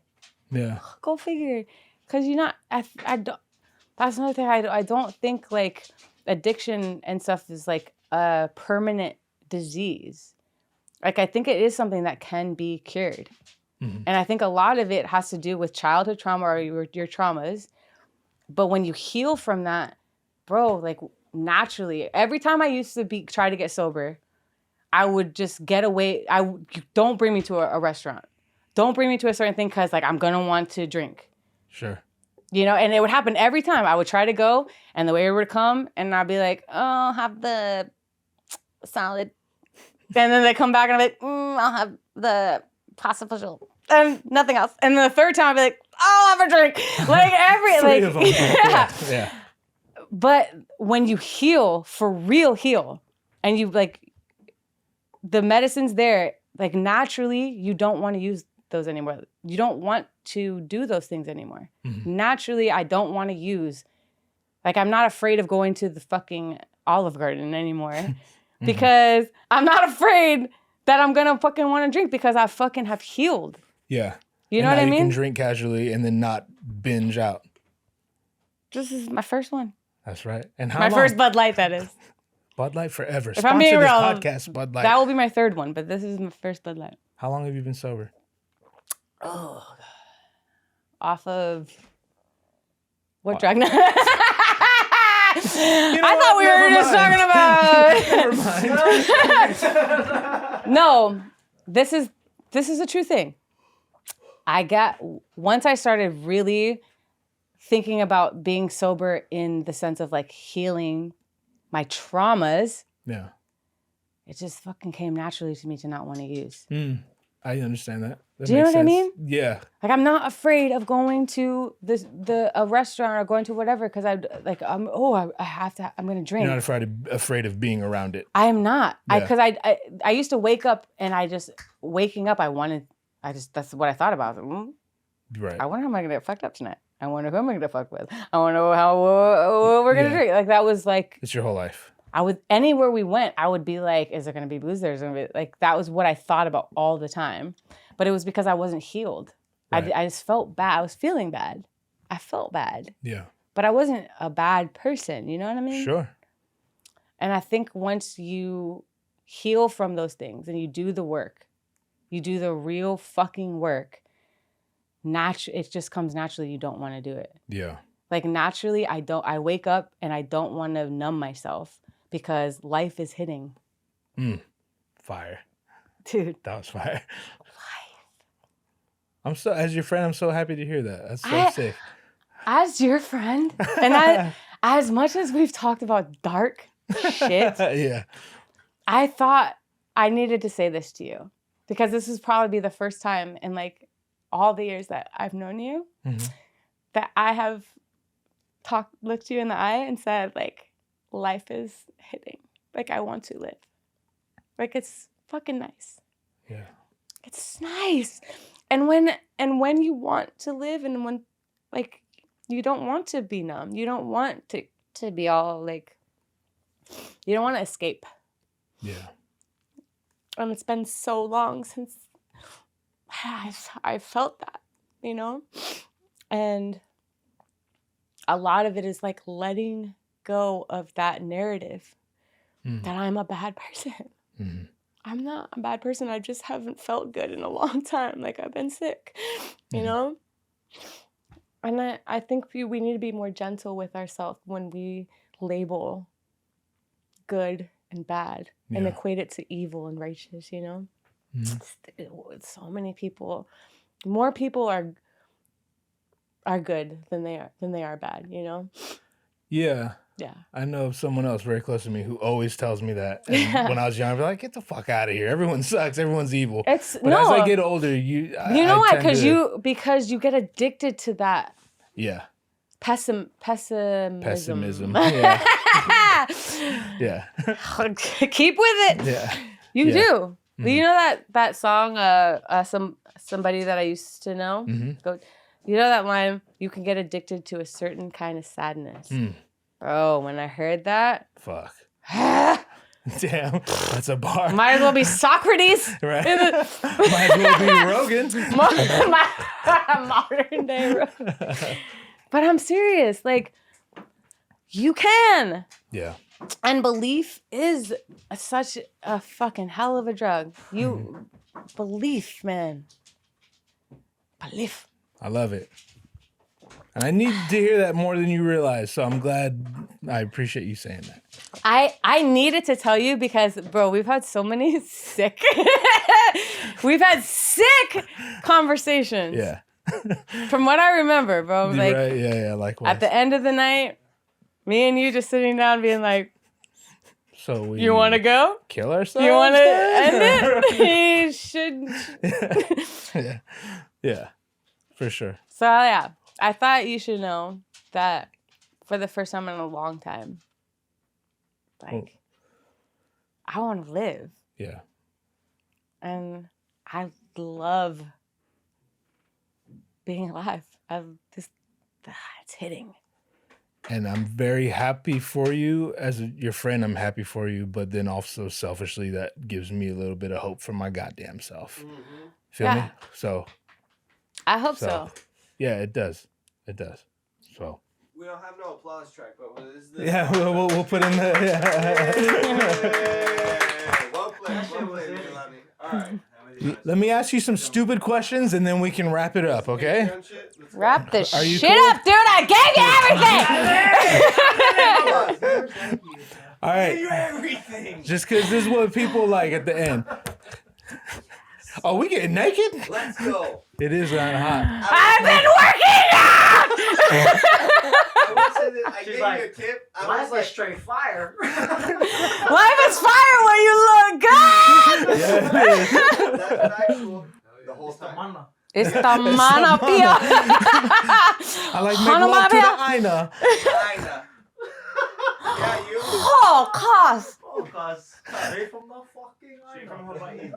Hawaii! This is for Hawaii! Drew, when we're in Hawaii, Yeah. Aina means land, right? Like the island. Okay, cool. This one was face down on the beach, and he started humping the ground. He says, "Oh, I like make love to the Aina." he's like, "I like make one more island." I'll never forget that shit. Maya's my favorite person. I fucking love Maya. Moana one too many times.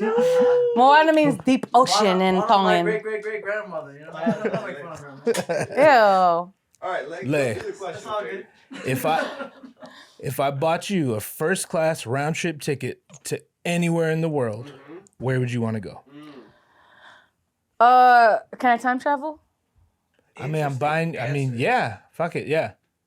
Oh, so like you want to go to somewhere from like the past. yeah. I want to know how the pyramids were built. Oh. That's a cute question, man. With it. Yeah, shit, no one's done that. No one's I've done done this that. fucking No, that's- 50-some times. You No one's could've done gone that. with the future also, which was interesting. but Fuck the go ahead. future. I know what that's gonna be like.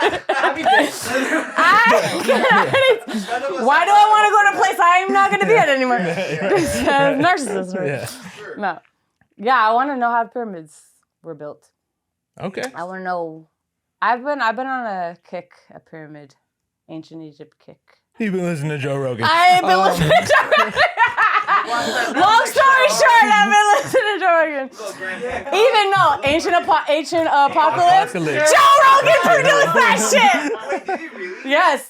Graham. What's his Yeah, name? of course he did. Graham Hancock. That's our boy. It's always gonna go back to him. But if it had to be now, today, Okay. not in the past. Yeah, that's If I could say it again, then if I could. If you could go anywhere you want to, for free. For free? Yeah, I'm on my dollar. Right now, I want to go to Tonga. Oh, have you been? I've never been. Wow. You got to make that happen. Yeah. What's the last great movie you've seen? Hey. Everything, everywhere, all at once. Yes. The last guy said that. There hasn't been a better one. I got to tell you, I promised him I'd watch it, and I made good. Hated it. Next question. Whoa! We don't get to go next question. Why? I hated it. Couldn't stand it. Are you an NPC? What are you doing? I just, What do you have? You know what? What's one of your favorite movies? What's one of your favorite movies? High and Fidelity. How is it better than Everything Everywhere All at Once? A lot of it's probably because, like, I'm pretty sure I got ADD, and there was just so much to fucking concentrate on, and I'm like, I could understand it if I put the effort and, like, what did they say? So you're saying you didn't like it because you couldn't understand it? You dumb. You little dumb. You little stupid fucking dumb bitch. I'm intellectually inferior, and thus I can't, yeah. Wow, Zach, I didn't take you for one of those. I'm not really a sci-fi guy either, because... Now we're gonna go to a whole... Now we're gonna shit on sci-fi, yeah. Bro, you just lost a whole audience. Oh, they know. They know. What do they know? I'm not in that. I don't know, man. I just like... If I would have known he wasn't a sci-fi guy, I wouldn't even be here. I get anxious I when would have walked. When I make myself watch movies, I'm always like, yo, you could be doing something way more productive right now. You know what it is? This is the same thing that happens to me with Old School. The movie? Yes. Oh, okay. No, the school. The old one. It was really old, you fucking dumb bitch. Yeah, okay. No, Old School, people saw it before me, and they amped it up so much There's that by a the little bit time of that too, I yeah. saw it, it had such high standards in my brain that I didn't laugh at the things that I should laugh at. I feel that. It could be a little bit of that too. I infected my... I was trying to make good on it, but it just went worse. But I made bad on my Hey, quaff. sometimes don't. I quoted you as you Thank you burped. so much for that. I mean, do what you want to do. I didn't want to do that. What's your current obsession? Do you have something you're obsessing over? Oh, what am I obsessed with? Like food? Just anything. Like what do you find yourself like thinking about a lot? You want to learn about? You probably answered this earlier, but I'm not going to say it. Right now? Mm-hmm. Oh, okay. I've just recently gotten into numerology. Astrology was my gateway drug. Right, into numerology. Yeah. And Okay. also like the simulation theory in general. Okay. I've been like obsessing over now I look at the clock, it's 11:11. Yeah. Ooh. Didn't used to be. What do you do Or at maybe 11, now 11? Andrew fucked me up because like you just never noticed it before. And Right. but every time I'm looking, it's like 222, 444. And I didn't even know that. And I didn't even fucking know Now that. how Let do me you guess. feel about Your middle 11:11? name is Michael? Oh my god.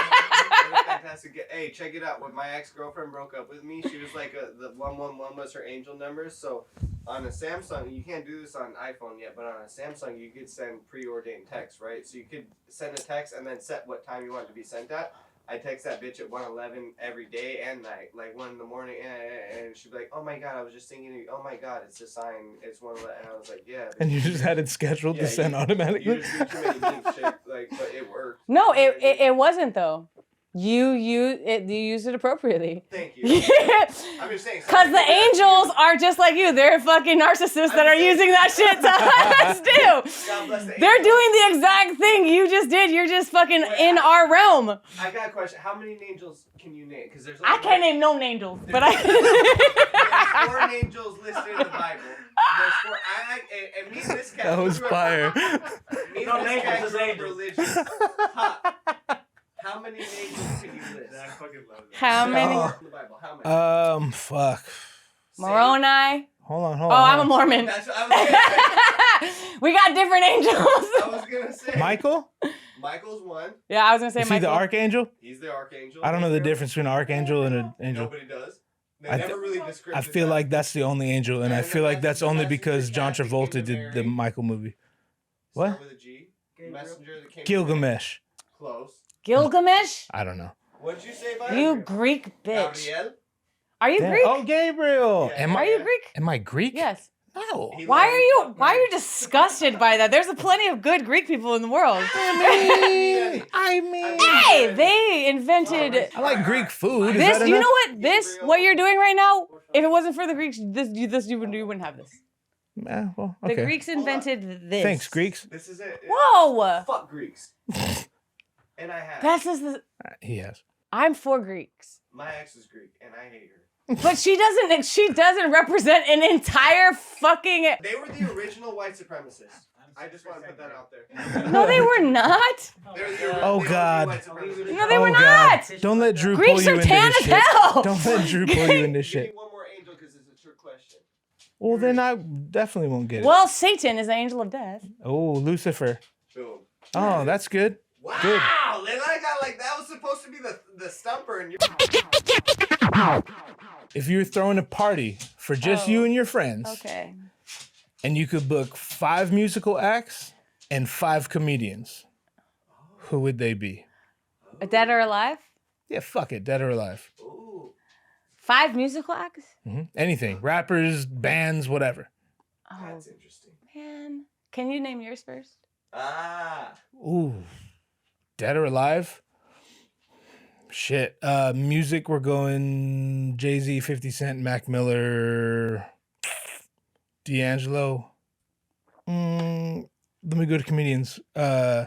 No. The fifth artist first. Wait, you said Jay-Z, D'Angelo. Jay-Z, Mac D'Angelo, Mac Miller, Miller, 50 Cent. 50 Cent. You got one more kid. Look at him pulling This is that very trigger. hip hop heavy Yeah, I'm a hip hop head. party. Fuck the guy is. Fuck. Come on, guy. I know who it is. Alanis Morissette. Oh, that's factual. I can vouch for that. That's factual. Did you say I'm that? going. Now You I'm called going. it? My man X. I'm going. My man X. Yeah, Yeah. that's a hell of a concert. Damn. Comics. It got better at the end. No. Comedian. Comics, it'd be Louis C.K., Doug Stanhope. That's you. Oh, we're going dead. Patrice O'Neill. Carlin. You're gonna say Carlin. He's gonna Yeah, George Carlin and Bill Burr. over Dave Chappelle. Yeah. Wow, you So you not done Amy fucked Schumer? up. Man, that's why. Yeah, fuck not up. Amy Schumer. No women, I see. Oh no. Not in the fucking music or the I comedy. mean, you're here. Be happy. Oh yeah, you did, but I did. reluctantly. Like it took a long time for them. I had rap on my brain. You know what I mean? She grinding you guys. Yeah, I Yeah. feel like you were like, damn. I gotta get a I woman. kind of gotta say a woman. Nah, that. No, I know. I'm only saying this because I know how obsessed you actually are, just from knowing you. Yeah. That this is a true thing. No, 100%. It wasn't because you're trying to save your ass and you No, didn't have any no. other No, women. not at all. 5 and 5. 5 and 5. It really just For comes down to your musicians, favorite. right? Yeah. Fleetwood Mac, Okay. Question, which bums me. ABBA. Oh, Okay. what? The Swedes? It's just gonna be, Jackson 5. Ooh. That's a good one. Damn. That's a very good I one. don't know That's where to a go from fucking fire answer. I don't know where to go from here. Jimmy Eat World. I don't think that was where to go from there. But no. That noise that was elicited right there. 5 is so little bit. 5 is way less than you I think. got one more. Yeah. The green. We're talking party. A party. Yeah, like round it out like it's an event. Your event. Oh, frig. It's your funeral. Well, that's a whole different one. That's a whole different Okay, story. fine. I already fucked up, but okay, I'm just gonna stick with It's it. your 60th. Can I You go can to change it. comedians now and then do Yeah. like what you did? Okay. Y'all didn't allow me to do so, but that's I fine. feel like I know your top 5. Why are you doing this? I'm sorry. I feel like it's a hat thing. I feel like it's still. I'll be You're mad. mad? I'll be mad confident with this hat. I'm sorry. Hold on, can we break for a second? Can I hear Andrew's answer? Wait, really quick. let her finish. Hold on. Tell me your answers in my ear, and if you're right. Well, he already knows. Okay. He already knows that I love Dave Chappelle, so that's gonna be, and Louis C.K. is those two. We have a lot of the same comedian loves. I'm trying to find a female. Good luck. Just kidding. I know a female you like, and I also like. I do love Sarah Silverman, but I don't. I can't say that I would want to hear a full set. Yeah. Interesting. Can we cut that? This is amongst friends. Yeah. God damn, you asked me a hard one because like I want to say female comedians there are funny female comedians. You like Taylor Tomlinson? Do you know who that is? But they're not funny in as like you're asking me like I'm blowout end of the world fucking party. I need the funniest people. I didn't say end of the world. It's just a party. You know what's crazy? I love Theo Von. I don't love his stand up. I agree. Which is nuts, right? Mm-hmm. No, I mean, no. Like he's podcast funny. There's just such thing as stand-up funny. Theo Von is the kind of person I just want to hear. I just want to hear him. Mm-hmm. Like Yeah. I love his pod. He's one of my favorite. Like I think he's just the most unique, funny person. He's in his own lane, funny. No one can do what he does. Agree. But I like when I hear his stand-up, like it doesn't deliver the same way. I agree. But then he can go off on his own tangents and but I feel like there's something to be said about making your own, when you have to dial it down and create your own set. And that's what happens with a lot of musicians too. If you see a lot of like rappers that are great at freestyling and you're 100. like, why the fuck don't people, and it's like, cause when you have to dial it down, when they can freestyle and it's out here, they're free. They can do whatever they want. But when you have to dial it in, it's like that perfectionism. I only have this many bars to say this to say this, and I don't know. I think it takes away a little bit. It's two different things. Of the talent of what you have, right? Yeah, they shine in battle rap. Yeah, or so I'm trying to think of like a set guy. Who's the funniest set guy? George Carlin. Okay. And I guess Richard Pryor. Ooh. Okay. Oh no, Eddie Murphy. Okay. Wow. Okay. Eddie Murphy's when Eddie Murphy was in those leather fucking jackets, sweating through them. Like, how do you sweat through leather? Like that shit. But I always think of like a real set, right? Because like. And his stage presence and all that. And just the way he like he's commanding that stage, and like every joke has a purpose. Right. And it's set up for the next one. And it's set up for the next one. Yeah, he's a professional. I love Chris D'Elia too. Are we still rolling? I'm about to wrap this up right now. But I haven't thought Chris D'Elia's sets were very good either. I agree. He's also podcast funny. He's podcast funny. Yeah. Yeah. Okay, so what are the ones I said? I said Dave Chappelle, Louis C.K. That's my actual favorite. I know. He's the best fucking goat. Yeah, it's my favorite ones I've ever heard. And then you said Eddie Murphy and George Carlin. All right. You still got one left over on the set. On the music. Oh, music side is... Damn, I said people? I said people already? Oh, I said ABBA. Jimmy Eats World, Fleetwood Mac, and Jackson 5. Really quick. I can't do this one. That's all right. You don't got to. I would love to see Jackson 5. Same. If I could see them live, that's such a come on. That's such a good call. One more? Damn. Who was your first hype up, like, when you were a kid? The first CD you bought where you played that shit till it didn't stop? Till it popped? Dang. Britney Spears. Yes. Fuck it. That'd be kind of a fire concert. Yeah. That's a show. 100% it's a show. Give him it. Imagine seeing Jackson 5 and then Britney Spears. Oh, dude, I want... Oh, fuck. You could change it. Nah, it's okay. Well, now I'm curious what you were thinking. Like the Fugees? Ooh. Yeah. There you go. Can I put the Fugees in for ABBA? Of course. Yeah, I would absolutely allow that. Fugees with ABBA. Sport. Absolutely. And then, yeah. That's Fuck the dancing queen. but you know what? They get you going. The dancing queen. They get you going. Yeah. All right. Oh, real quick. Talk about the song you just dropped. called Down. Yes. What about it? I mean, it's out. That's the latest project you put out, correct? It is out. Okay. How do you feel about it? Do you love it? I feel so good. Good. You should. I feel so good about the music that I'm making, the music that I'm putting out. It's like a blessing to be able to have time to like find your voice. Sure. You know? Mm-hmm. I think of like all like the albums and the songs and I just think of like the different phases of my life and how everything is like it's how much I've grown and how grateful I am to be like allowed to just like to grow and to make music and to like just gain different perspective. Sure. Cause I feel like that's all like it's about really. Mm-hmm. When it comes down to it, like what is it for you? Like with art, I always feel like it's just like isn't it like your perspective? Trying to have what's your perspective on life? Yeah, and when I started making music, I was kind of doing my best impression of all my favorite people. You know, there you go. And I'll even. I was doing the same thing. And I was doing a good job at it, but that wasn't necessarily I feel like that's what you're fulfilling. supposed to do. Yeah, exactly. That's how you start. Right.